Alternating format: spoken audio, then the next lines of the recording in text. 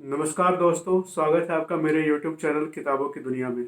इस चैनल पर मैं किताबों से संबंधित जानकारियाँ शेयर करता हूँ। तो अगर आपको किताबों में रुचि है और आप इस चैनल पर पहली बार आ रहे हैं तो मेरे चैनल को सब्सक्राइब जरूर करें, अपना समर्थन दें और अपने दोस्तों और अपने रिश्तेदारों से के साथ भी शेयर करें और बेल आइकन जरूर प्रेस करें ताकि मेरे हर वीडियो का नोटिफिकेशन आप तक समय से पहुँचता रहे। इस वीडियो में मैं आपको जिस किताब के बारे में बताने वाला हूँ उसका संबंध अंतर्राष्ट्रीय साहित्य से जुड़ा हुआ है। इस किताब ने अंतर्राष्ट्रीय स्तर पर बहुत ही ख्याति हासिल की है और इस किताब का नाम है थिंग्स फॉल अपार्ट। इसे लिखा है नाइजीरिया के एक लेखक चिनुआ अचेबे ने। 1958 में इस किताब को लिखी गई थी और तब से लेकर आज तक अंतर्राष्ट्रीय साहित्य या फिर साहित्य के जो एक चिंतक जो चिंतन करते हैं और उसके ऊपर अध्ययन करते हैं उनके लिए किताब बहुत महत्व रखता है। बहुत ही सरल और सीधी भाषा में लिखी हुई किताब है, इंग्लिश में लिखी हुई है मूलतः। ये कहानी है और इस किताब की जो कहानी है वो है नाइजीरिया के एक कबीले इबो की और वहाँ पर रहने वाले उस कबीले के एक सदस्य ओकोनकोवो की। कहानी 3 हिस्सों में बटी हुई है।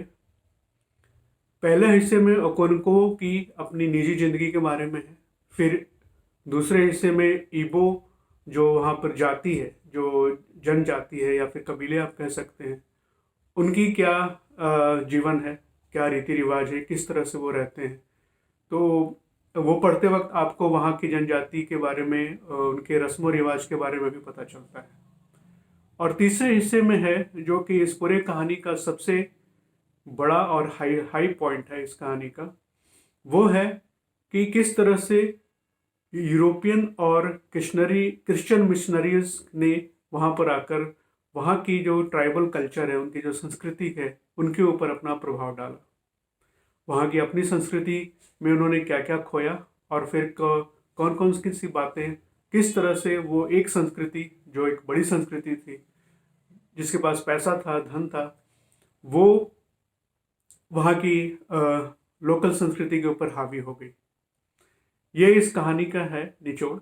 और इस कहानी को पढ़ते वक्त आप काफ़ी हद तक जो बहुत सारे पृष्ठ, मेरे ख्याल से जो 90% जो कहानी का जो हिस्सा है, जब आप पढ़ रहे होंगे तो आपको लगेगा कि इसमें क्या है, उसमें कुछ खास तो है ही नहीं। आपको लगेगा कि आप किसी इंसान का जो निजी जीवन है, जो रोज की दिनचर्या है, वो कैसे आता जाता है, क्या करता है, या फिर उसके बाद से एक कबीले का जो एक रहन सहन है, बस उसके बारे में आप पढ़ रहे हैं।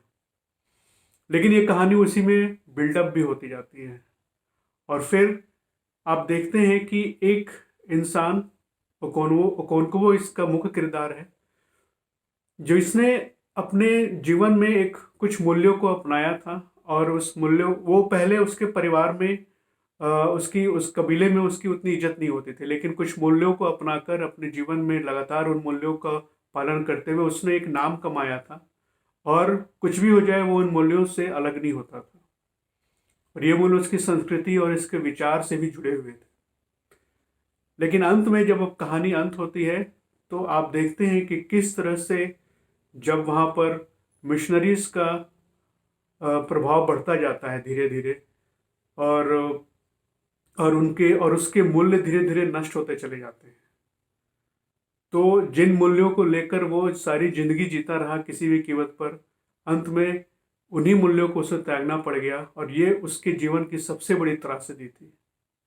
और भी कष्ट उसके जीवन में आए, लेकिन ये त्रासदी सबसे ज़्यादा थी उसके जीवन की। और इस उपन्यास का महत्व इतना ज़्यादा है और बहुत ही साधारण भाषा में लिखी गई है, और उस उपन्यास का महत्व इतना ज़्यादा है कि आज भी अफ्रीका के कई सारे स्कूलों में इसकी पढ़ाई होती है, इसे पढ़ाया जाता है ताकि लोगों को समझ में आ सके। एक साहित्य के भी नज़रिए से पढ़ाया जाता है और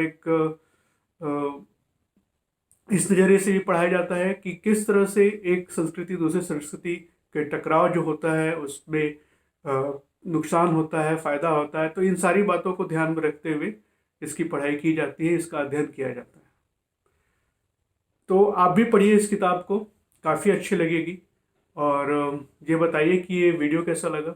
और मैं फिर मिलूँगा एक नए वीडियो में, एक नई किताब में, एक नई किताब की चर्चा के साथ। तब तक आप लाइफ एंजॉय करते रहिए और मस्त रहिए। Bye bye.